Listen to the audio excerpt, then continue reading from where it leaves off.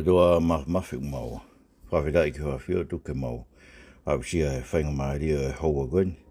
Mau kau whakatahai me hoek me Kainga e programa Haafehoua gweni e Kainga Lotutohitapu.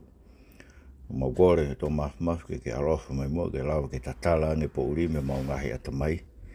Pe mosio kakai goe to mafi ke kai whiri e Haafehoua. Ai kunau mate ki e Lotutohitapu. Ke whainu me Tohitapu. Ai mea ke nau tui gei, mea ke nau mo uiak.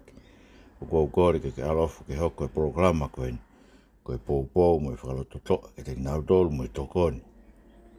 Ke whakatubure kina e nau mo ui, he tui pi ki tai, ke wholofora e Haafehoua. He Siso Christ ko alo ko mau wha mo ui. Amen. Ko kore ke hufanga i benga hi Tohitapu Katoa be, ko au whakeru me wharen, ke tā mo ma whapalu ka haka te tau. Programa Haafehoua gweni ai Kainga Lotutohitapu. Pea tai rei mo tolu Katoa be o ek me Kainga. O mo mea mai me ngai tapa kehe o mamani mo tongani. Tau kau whata e programa gweni. Koe programa fu gweni ko oua e pa mo e programa. Urere i he ngai pongpongi i sabate i he re tiope gweni ko hako Tohitapu ia ai Lotutohitapu. Ko programa gweni e whenga ke whakamatala ai mea o kutui ki ai Kainga lotu, koe kakai o kui koe Lotutohitapu. Ai koe Kainga lotu, koe kakai ko mo wharata. Uke ai ngai siasi e tolu e taimini tuu, koe ngai sentaia o e Kainga Lotutohitapu. Tahau tuu i Senea Australia, ai o kou tauhi eau, whaifikau Stephen Faubula, ke ai mo whaifikau Alexanita rea motua, ai mo whaifikau ko Pen lea kona. Koe senta koe i Tohitapu, tau hia whaifikau lo Tohitapu i Tonga. Koe ne whetu taki ko atmai beheni. Mobile koe whika fitu ono, fitu whahiwe hiwa. Kono a bibe i kolo motua, tu e senta e ngāwe koe ni. Whika tolu wha, sunia aka weka road i kolo motua. Koe whaifikau fo koe ne lo Tohitapu, ne tauhi mono hoa, Malaysia. Ai ngāwe e Kainga Lotutohitapu koe ofa ke kau masiwa, ai au ghei e totongi ako. Ni he ukai ki lawa ke si totongi ako he mātua. Rabe ke mo whetu take haki ke alobet, ke mo kau i he ngāwe ofa goen, koe beko e ofa ke masiwa. Ki ai masikau ui tō. Ako mai beke te au, o koe sikau ui tō koe ni, ma tu au pitu, me ia wau e tau. Ka unau tau he si whanau koe makapuna, ko he ko mau e no whamiri. Pea oku atu e whaafe, roto maa whana e programa koe ni, ka pau ko koe eo ke mea mai ke programa koe ni, ke pehe koe ui tau koe, ka si whaingata whapaanga, si angai tauhi. To tonge uhila mo e vai, me ngai mea pehe, e whitu tak mai ke e whaifukau lo Tohitapu, fitu ono, fitu whahiwe hiwa, i kolo matua. Koe senta koe Honolulu, tau hia e whaifikau ko tua pasto e tu. Koe ne whika mobile, koe walu noa walu, whaua walu tolu, tolu whaua. Walu noa walu, whaua walu tolu, tolu whaua. Pea koe winga e programa koe ni, he ulahi be kakai, mo whitu utaki me ka teo, po koe be moe kakai, mo tu tau taina be, koe mo whangi Kainga lotu, o mo fia, i he whanongo, po mo mai loto to, me loto lahi he whanongo, ke programa koe ni ai Lotutohitapu. Ko he ko tau whaamu ke tau hanga tofa hahala fo o. Ke fo e tau whanau me makapuna, mo tau ngahi Kainga, mo tau ngahi maheni, mo e kakai, whiri ai otua. Ai kou tau ke whainu hino ke nau mo ui ai Tohitapu. Ai mea ke nau tui ki ai, mea ke nau whai ki ai. Sai, tau whanongo tau programa hono tolu fo gen, e programa Haafehoua koe ni ai Kainga Lotutohitapu.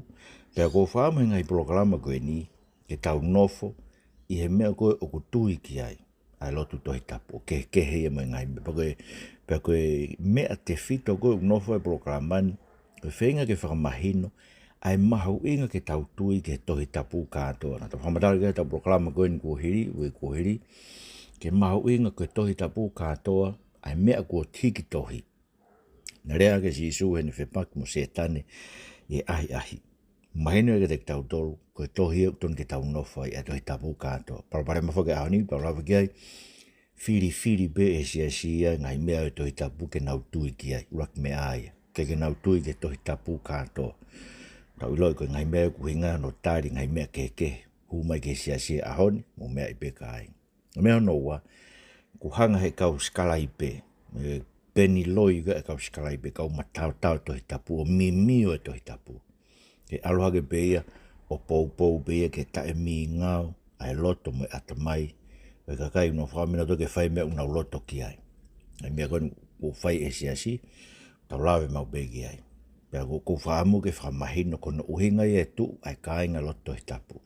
Whaamu ke tau tui Katoa ke Tohitapu. Nau kamata mau Kainga lotu, koe kakai na mau loto taha. Mau mawahe mai me he Church Unitingi, koe uhiga nau tari whasotoma. Lere mai mau lotu. Whai te o mahino, koe kakai e koe ni nau tui na tō ke koe whasotoma, ka wake nau tui na tō ke koe malanga e kakai whewhine. Kai nau tui na tō ke ai ufi he ulu e kau whewhine i he taimi lotu. Pena o alu rewa ki nau tō. Aia, o kuia e kakai behe. O mahino e tau tū, tau tōru koe i he anga e tau whehia ke whasotoma. Ka koe whaamu e Lotutohitapu e ku ikai koe whasotoma be balbalema. Ulahi me ngai balbalema ngai tui, hala kua whigia e se. Uta tau be koe tau tānoa e ke ta wha koe me to tisi, ka koe me tano koe ni whangi kulupulotu koe ni urerea ngai poloklama au kai. Tau whenge whakamatala ngai mea koe e kai ke whekau hanga tonu mai si isu e ma ka apostolo ke mou au kai. Iyo ngon be ue pe amnake si isu e te mou au kai ka koe au kai koe koe mea kuuki whakatola. Tala no kai si isu koe whai koe mati wahe ono koe au kai koe mea whakafui tui pea koe koe ke ilo e tahaia o ke whai hao au kai. Blahe wito no uki ka kai a honi ako Tohitapu ako tope, mo Lotuhufia ako tope, mo au kai. Mere rei pe, ka koe mea kutokange proklaman. O kulawa kotoa ngai mea koe ia.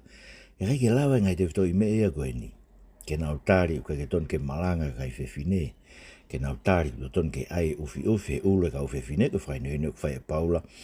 Laki mo te wahe wae ve stataha ke tānima ko hai koe ke uwe malanga ka kai whewhine pe te nau whai whekau. Ua korinto wahe tahataha visu laki ke taha no ko hai ngai mea. Kai ke ngai mea te whito ia. Ka koe ke uhi ngai koia pe. Kau bea e whi aua ki koe ranga uri, koe kai haa, koe laukovi, koe loi, koe ngai mea ku whaame Lotutohitapu, ke ome Tohitapu katoa. Koe koe me bego tau sa ia, tau whihia behe, he whasotoma, tau sa i tau tolo. Mai mea koe Tohitapu ke hoko ia, koe mea ia tau manako ki ai. Whainhino ke tau tolo, mea ke tau tui ki ai. Mai tau whai ke. Sai, koe program koe ni, teu tala noa tu be ai, ki he Falala'anga o Tohitapu. Ngai whehu i be whai mai tola. O kau ke Falala'anga o Tohitapu. Ai, koe whehu loa ki be. E lawa ke tau ki Falala ke Tohitapu, koe whatu be he kau tangata anga hala tokua. Lai be ngai whehala tokua ai, lai be ngai mea whehanga hangai. Tokua, e lawa ke tau ki Falala ke Tohitapu. Sai, o mahuinga pute ngai mea koe ni. Koe ia e whakatātana e mai kia te au e ngai mea koe pehe ni i whehanga hangai. E Tohitapu, kono mo o ni o pehe ni. O pange koe tala noa koe hau a mo sese. O sio ke whehanga hangai koe a ispite mo tō taha isleri. Koe taim kou sio ai koe ha ispite ke whehanga hangai. Koe whamai mo taim kou sio ai koe ha taha lotu ke whehanga hangai koe a ispite. Ai ko mai ko ispite ko Tohitapu isleri. O mai ko tole ke lava ke Haafehoua na ke lava ke te whakataha. Me be faina ngo me upa ke tamate ispite. Ai ko kuhinga ispite. O kuia ngai me ai ko ngai whakakau whaka ispite. Ngai whakakau tai tui pe ia ko mai o whawhepaki a ke Tohitapu. Pa ke tau mea ko tuni tahanga. O ta ofitu upe da toki ai. Ka bale tau sio ko whepaki pe hau mo isleri. Ngi tau tarani. O je mo whepaki. Koe hui he mo Kainga. Pa koe konga lahi ngai mea kou pehe e tō lahi. O koe whepaki he Tohitapu. Koe whepaki a e ongo isleri na Kainga peki na koe kia he kono mo o nie. Koe Katoa he Tohitapu. O koe huu whataha koe hui tala noa pētaha. Ki he tangata pētaha pa koe tangata koe ia ko si isu. Kono hui ngai pa o ulawa ke tau Falala ke Tohitapu. Koe whakaukau koe be koe whatu e kau tangata angahala. Kono ko tānori e mea koe ni. Me ko whamatala ke Tohitapu o pehe. Tala noa ko ia ua pita vai ua ki vestaha no pehe e pita. Ko mea ko ni mauhigi tohi e urea ia pita whafofonga ka apostolo ko toa pea Paula, Sion, Semis, Siuta. Kau tangata ko tau bena nau fatu e whaka whaurea a pita o whakafofonga ki nau tolu ua pita warua ki Westahano. Na I kai te mau mui mui ke a ngahi whananga ne whau ke whakahe ai kakai. I he e mau whakahage te mau tolu ai mafi mo e hoko mai ai eiko si isu kalaisi. Kai ke, koe kau ma mata tonu ki mau tolu ki hono mafi. Whakafola tonu tau egi, whawhitai bega tau ua pita warua ki Westahano. Koe whakamatala ai kau ma mata tonu. Kono inga te tau whalalai ki whakafou. He koe whakamatala ku whai, koe whakamatala ai ka kaina nau sio tonu e eiko si isu kalaisi. Hau ke Westahiwa ua pita warua ki e be, tue talamai be pita mea koeni. I kai ngata behe mau whakamooni sio tonu a mautolu mau hiki tohi. E ngai whamtala ngai kōsperi ma ngai toi whakafou. Kau tau mau foki ai tohi ai kau palo fita. Aia oku pau. Se koe mea strongly confirm pau. Pea koe ia te mou whailelei ka pau te mou tokanga ki ai. Tokanga ki ngai tohi kau palo fita. Ai ku pau ia. Ai ku mandu kan tāno ana koe ke tohi kau palo fita koe tohi whakamotu ai koe na nau ngāwe aki. Konga sisu. Pa te mou whailelei ho mou tokanga ki ai. Hange ha mama o kuolo I e whakapo uri. Kai oua kua hopo ai whetu pongi I ho mou loto. Aia kona mwere whuka whaukai whetu pongi ko si Isu Christ pei. Koe tau tautou lau koe Tohitapu koe mea ko makehe lau to pate ke lau e wahe whae aho Tohitapu. E ulo e whetu pongi ko karaisi I ho loto. Ne anga whakaino hino koe kono ngai mea. Aka wheu whuka whahe kakai pe koe kau tangata anga hala bena nau fatue. Ai tohi pa koe pau peke ai nau whehalaki. Sai koe natula koe o Tohitapu tatau tof pia mo natula koe o si isu tala noa ki ai a sione vai ua ki po koe Westawha.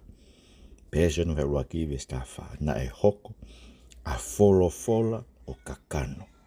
O ne nofo I o tau loto ngā pena tau mamata ki no langi o a taha. Koe alo tof pe taha me tamai fonu I e kalasia mo e mooni. Fonu I e keresi mo e mooni. Aia, koe uhinga e whakaukau koe ko fola koe nei I eternity. Mandui ko fola koe huawhai o si Isu Christ e ne kei eternity o whiohi mo e tamai koe otua koe alo ia. Kono toko ua ia e toko tolu tahai otua. Toko tolu keke ka koe tahai otua koe koe tolu otua anga tu e mamonga koe toko tolu keke ka haku nau tahape koe tahai otua. Pea hoko a fola ia ai kakano. Tangata kakato otua kakato. Tangata kakato ka iahane anghala. Otua kakato. Mau whakato mau e anga e otua mo e anga e tangata. Pea oku pehea e Tohitapu. Hange tofpe ko si Isu Christ koe tangata kakato iahane anghala. Otua kakato. Whakato mau. Pehea tofpe na tula e Tohitapu. Whau he kau tangata. Tala mai e pita na e takina ki nau tolu. E lau mare maanyoni. Aia kono mo ne hanga he lau mare maanyoni a to e kau tangata koe ni o ne hanga whakarea. Pa nau hanga o hiki tohi mea. Nau taktaha bene sipinga tohi. Se sipinga tohi a te vita koe tangata whau maauia.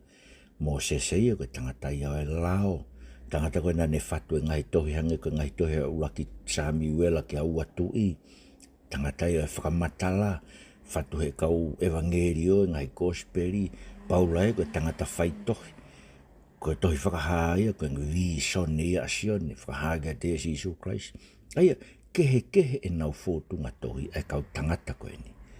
Kai hanga he lau mario takina ki nau tolu, ke hoko mea na nau tohi.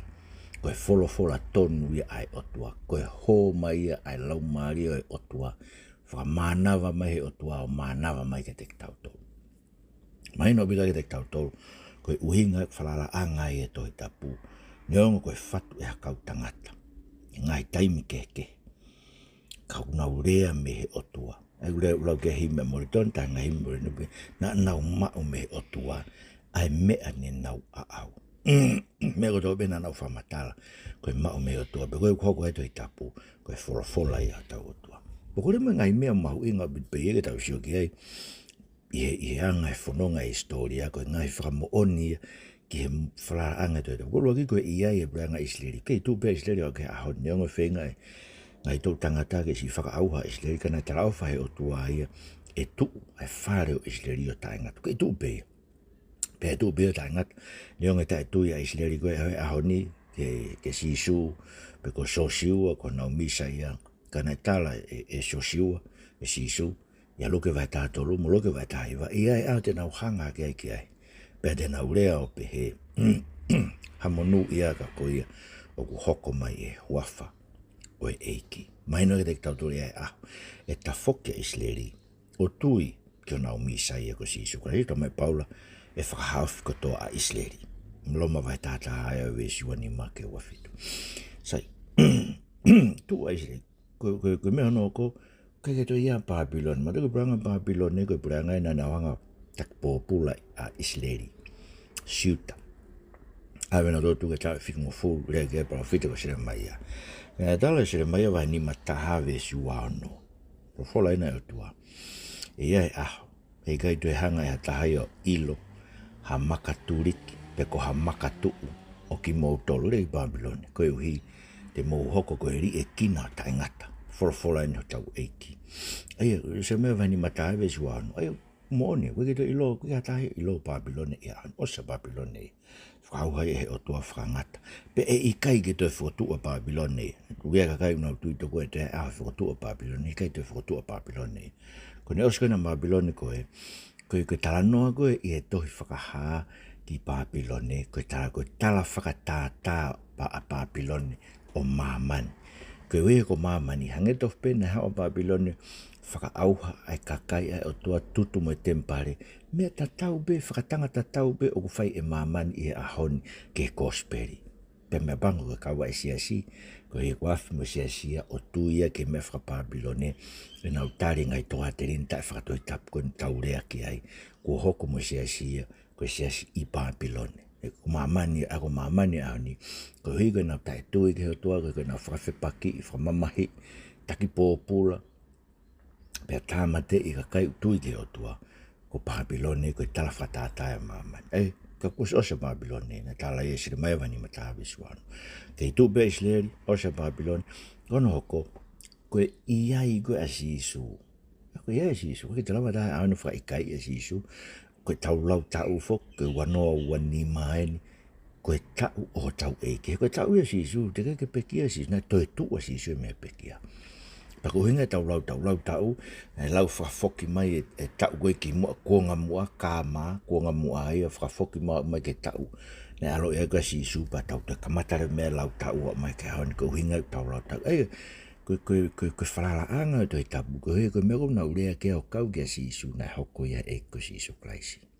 E koe mea no tolu ia, tu a Israeli, whaua Babyloni, wea si su, pero me no fare o fam ke papau e ke Falala'anga Tohitapu ko hu fataha to fa utange senes fatu e Moses to fa se Tohitapu to fa hana fatu e apostol ko sione e motu maka ko patimosi ko va mama o me Moses ke sione ko ta o tafe ono ngea mo fa utanga tangata ke ko nga fra historia ke na na fatu e doi ko ni foi tala no peta.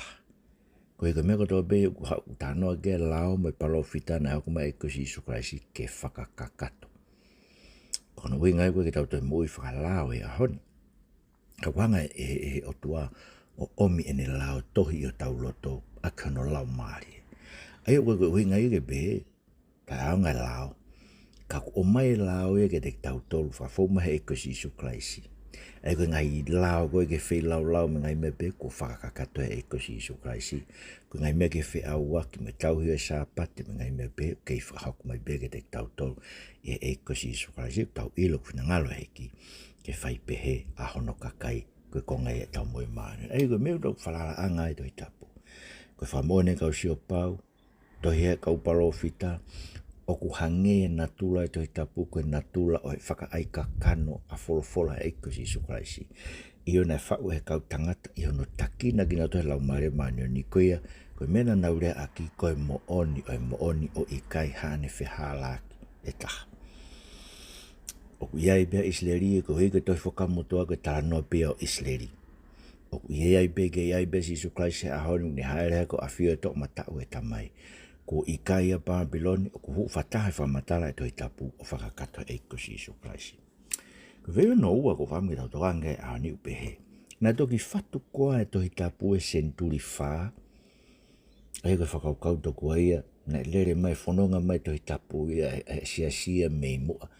Na e kai kia Tohitapu ia. Na ne whakahino hino ki nao tolu ke Lotutohitapu. Ko toki whatu e Tohitapu ia ka kato toku e senturi whā tau tolu ngea utupu. Pea pehe ei tō mui toku e tau. Ko tau hanga koe no pehe ton ke whakafoke sia si ke Tohitapu. Ko tau whakafoke tau toi sia si ke mea nei kai tokua ke tui ke ai. A kau apostolo. So ko whenga whakawheu i whakapoto be whoko whai. Ana tau stala noa tau proklama kua si. Na moe taime si isu. Na si whapapau pe si isu ia. Koe ngai tohi koe o kukau ke tohi whakamotua. O kamata mea senesi. O osi ke aua kalonikari. Koe angai ano vahe lalahi koe Tohitapu whakahe pelu. Tohitapu whakamotua e koe ngai koe herea whakahe pelu. Ko ngā tolu ano vahe lalahi koe lao.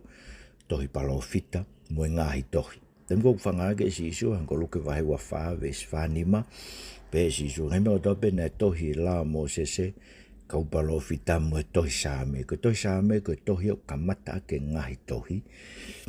Saame, ko tohi whaka, koe, ei koe fui wahe whaka osia koe, koe Tohitapu whakahe pelu, pa koe saame, ki aua kalonikari. E kong whaka osia Tohitapu whakahe pelu, e Tohitapu whakamotu. Aia, tau ilo mea luke vai tātāwes ni mataha, whorowhoraka si isu, nea whai ke kau whāresi, me kau skalaipe, kau matātau Tohitapu, me he toto o e peri, ke he toto o sakalaia, aina e pekia e waha au e orita e potu tapu. Iyo, e eke ia ke tau tangata koe. Nenga tau tangata koe o si isu klaisi. E peri, tau pehe koe, maata ina lo tamate i toi senesi.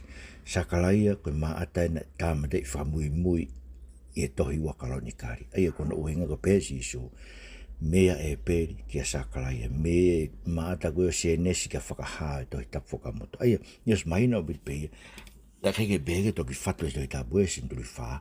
Nios mahina o kuonga si isu klaisi, nau tari e nau tolu, koe tohi whakamoto ai, mea senesi kia ua kalonikari, koe ngai tohi ia, o whai mea no whakahino hino me ke tau tui ke me ke tau mui aki. Saina tau lawe fok, kia ua pita vai tolu ve stahanima, ai lau a pita ke ngai tohi a paulao ne pehe. Koe mea ki he kātaki me anga moko tau e ki lau ia koe ne tuku a whainga mai. Koe ni tānofu koe ne vai tolu a pita ke uhinga tolo ia e hoko mai si isu kai si tau e ne Haafehoua nima. Ai te kai hoko mai pere o pita lau ia ko whainga maari ke ta foke tui ke mai whakamo ui. O hange tofu pe tala noa ki ai a tau toko wa ko Paula. Pene pere ko Paula, o tala noa ke ngai mea koe ni. Pene pehe he unerea ke ngai mea koe ni e ne ngahi tohi. Wea ngai mea ai whainga taa ke mahino ke te tau tolu. Ai o hanga e kau tae ako mo kau tae matu u o mimio ki nau tolu ke whai ako nau whaka auha. O hange koe nau whai ke ngai konga kehe o e Tohitapu. Ai whai konga mahu inga. Koe nau mimio e ngai tohi a Paula, hange koe nau whai ke ngai konga kehe o ngai tohi kehe o Tohitapu. Mahina le vai o ulo o si lau e pita ia mo ki nau tolu e konga ko peia koe ka apostolo e ngai tohi a Paula, koe konga ia e Tohitapu.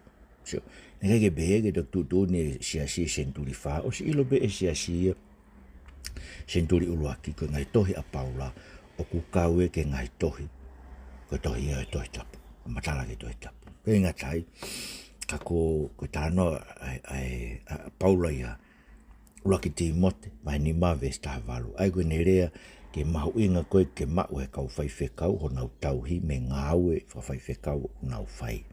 Mea panga koe anu whukeu, ka wai whakau tō lahe fusi nau tō tong ko ia, pe nau tō e tuku e ngāwe, ka o mea ki muri no whenga halo ki aiki whenga paanga, ma anau se ni tu ki taka hawala, ka wai whekau rotonga tau hiri reipe ki nau tōlu e siasi, no ngai wāhenga, me ngai kato, me sila, me hawai ngai mea anghe siasi, ke whai ko nau tau hi, ko alu ki hawala mo manu lote wai whekau, ka te ke whi maari e mea mau. Ka ke tānoa paulau, pe ke oua te ke hanga o hai, ai pulu lo tonga ene moloki ai koane ni nga foi ke moloki ko mamosi ko he pulu e koane ni alu takai ko fumaka o ton ke kai ai pe pananga wa tana ke ka e go wakti mo de vani man vesta tana ke e ki konga mi alu ke va hongo fulu e pa vesta fitu ko tangata ves fitu ko tangata ngawe o tau ke kai me ke ma ono tauhi me ne ngawe Ai koe ki konga e mea luke vai ongo furu, ves fitu ulawi e paula koe lawi a Tohitapu. Ia rakti mot vai ni ma, ves tahavalu. Ai whakatatau e paulai e lau koe me whakamoto me te utalono me ke ue e nono o e ngutu e pulu he ne momose koane, ke lau a sisu, e forfola a sisu ia luke vai hongo furu ves fitu, koe tangata ngāwe o kutoton ke mau e nono totongi ne ngāwe. Eia, kua sihanga e paulai o whailonga ia, koe ngahi kosperi, e ko luke, mea ko tānake e luke, tohi e lu, ngahi kosperi, koe konga ia e Tohitapu. So, ai koe ko hinga fwoi tau tānoa koe ni, ke tau whakamahino, ne kai e behe tau whakataha e Tohitapu e senturi whaa. Nes mahino pe ngai tohe whakamotoa o tare sisu, ko senes ke awa kalonikari. Nes mahino lau e pita ia, ko ngai tohi a paula, ko ngai tohi a Tohitapu. Kau toe lau mo paula ia, ko ngahi kosperi, ko tohi a ngai tohi a Tohitapu. Aia i rakti motu vai ni mai vesta havalu. Pok senu vai tā whārewa ve juano, na tau lea kei, ka hoko mai lau maari, ka hoko mai tokoni ofi, a lau maari e maa oni, ai e whekau mai e tamai i hoku awha. Tene a koi ke te kmautolo mea kotoa pe, tene whakamanatu ke te kmautolo, ai mea kotoa pe kou wholofola ke te kmautolo, kou rea ke te kmautolo, kou wholofola sisu. Tau ira mea ai, ko ngai tohi, ngai ka apostolo ke, kuma whuku ngai tohi e whakafo, ka apostolo ke he, na sa manakpe ai siasi, ko ui e whamana wa hifu mai lau mare maanyoni e whatu e ngai tohi ko ia, ko ngai tohi e Tohitapu. Aia, ne kai ki pehe ke tuk whatataha i be Tohitapu o whatu e senturi whaa. Ne o stari be e moaksiasi e ka apostolo, ngai tohi a paula, ngai tohi ngai kosperi, ngai tohi ka apostolo ke ihe kuonga pe ia e whakafo u, whamataka pe ia whakafo an tau ngai aki, ko ngai tohi e Tohitapu Katoa. Aia ko meu tau ui ngai ke, ko nori ako e Tohitapu, e siasi e konga e Tohitapu, ko nau mimio ko ngai mea urea kia apostolo ko paula, ngai mea ko nang ko ai ufi ulu, mo kai fefine, mo pau ke ue malanga pe fai fekai kai fefine, ko no mimio ngai mea ko ia, ko mimio ia o e Tohitapu, ke fai ana o whakawa ko, tamai paro ko mea e pita ko mea e kakai, tae ako mo tae matu. Ke tolu ure to whasa ke peki gongo ni, tau tu hoka te wikahau ke i toi beta wai Haafehoua. Ko siasi ko ai na nau tu ne Tohitapu. Ai ko whakaukau behe, na kei ke behe ia ke hanga ka apostolo tu ne Tohitapu, ko siasi na nau tu uni, ko konga e Tohitapu, ko konga ko ke tari e Tohitapu. Ko wam ke whakamahino mea koe ni. Tos mahino pe me tau tānoa koe ne mea koe tau tānoa ke behe na tok whatu e Tohitapu e senturi whaku. Mahino e ne o si tari pe e muak siasi ia. Ko ina nau ilo pe nau tolu he konga ka apostolo, ai ngai tohi e Tohitapu. Ai maina bit pe ai me gona tau lawe ki ai lau apita ko ngai tohi na nau fatu ko me na fatu ke whakahe e tango ka ngai tala noa whau na nau whai na nau ko whakamo oni e kau si o tonu. Tala mai paula ke te tau tolu akti mo te vai nima ves tahavalu ko mea koe kua tohi ngai kosperi ko Tohitapu ta tau peho no mawhai o tiu talo nome mo ngai tohi ko ia. Tala mai pita ke te tau lawe ki ai ko ngai tohi a paula, ko ngai tohi a Tohitapu. Ea ko whakambe ke whakamahino a bide ke tau tolu.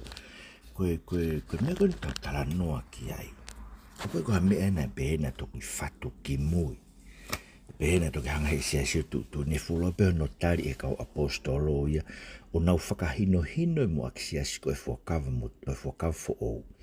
Ke nau ilo ko e tohi e. Ko e ki lau ea e pelu Haafehoua. O kou maari ia ki tala noa he pelu Haafehoua besi wau pehe. Ka pau koe whekau e na e rea aki i e kau angelo. Na e hoko e koe mea ke tau hiki ai. Pea kono mau i peo ngai whekau koe i a talangata. Na e pau ke tau te. E koe uhinga hai pelu. Koe whekau e koe na whae kau angelo. Uhinga ke lao me kau parofita. Me koe na e mahe kau parofita e whakamotua. Ka pau koe mea koe ia na e o mai. O pau ke tau mo ea koe pa kono koe talangata age kono mau ina e pau ke tau tea. Koe he wheha tau hao. Ka pau te tau ri aki. E whakamo ui koe ni tala noa ke whakafo ou. Koe whakamo ui e na e whai me ka mataanga na rea aki e eiki. E whakapapau i mai ke te tau tolu. E ki nau tolu na nau whanongo tonu e eiki. Eia koe tala noa e Tohitapu.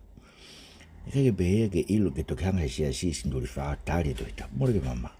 Nā si lope kakai e moak senturi. Koe mea koe ni unau tui kei koe Tohitapu ea. Ta tau tau pe ngai mea e whakau fo ko tala noa e whakamo ui. Mo ngai mea e whakau motua. Ko tala noa e lao, mai toi kau parofika. Nai whakahako mea Moses pakono uhi ngai. O kuke he programa ko ni ke tau foki ke Tohitapu katoa. O te tau tare konga pe, o te tau mimio. Ka tau foki ke Tohitapu katoa. Eke, tokoni mai, programan. Whaiwia ke mauloto. Ia Christ ko mau whama ui. Amen. Malawit mo mea mai, mo mea tua whatu.